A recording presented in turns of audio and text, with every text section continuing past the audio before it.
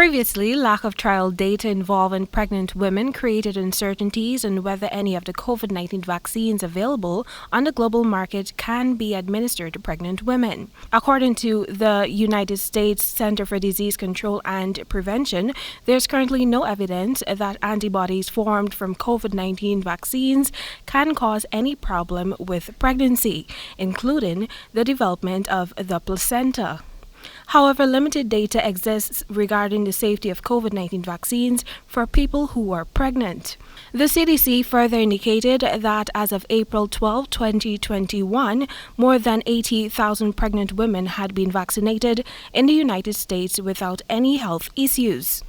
Following local health authorities' decision last week to allow persons 18 years and above to access the COVID-19 vaccines, Minister of Health Dr. Frank Anthony was asked whether the vaccines are also accessible to pregnant women during Monday's daily COVID-19 update. From the ministry's point of view, there's nothing wrong if a pregnant woman wants to access the vaccine, then she should be given the vaccine.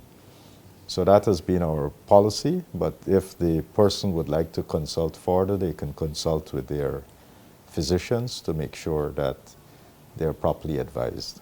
Commenting on a popular myth that has been circulating which suggests that persons planning to become pregnant should not take the vaccines, Dr. Anthony said that these claims are false. And that's absolute nonsense. It doesn't prevent you from being infertile. There are lots of vaccines that have been in use, and none of these vaccines have prevent people from, being infertile. So we have heard these rumors, and we would like to dispel them because there's no truth in it.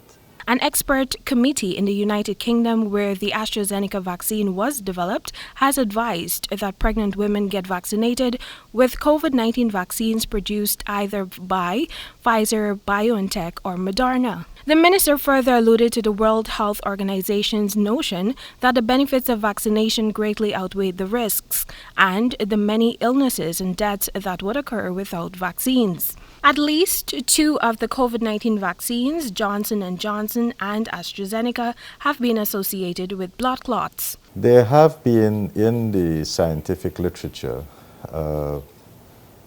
maybe one or two papers that have been written about what is called vertical transmission. But that has not been very widespread, and that's something that we'll have to continue to monitor and to see. How widespread is that? But they have been in the scientific literature, one or two cases that have been where they have written about this. But we still need additional information. The health minister assured that breastfeeding mothers can also be vaccinated.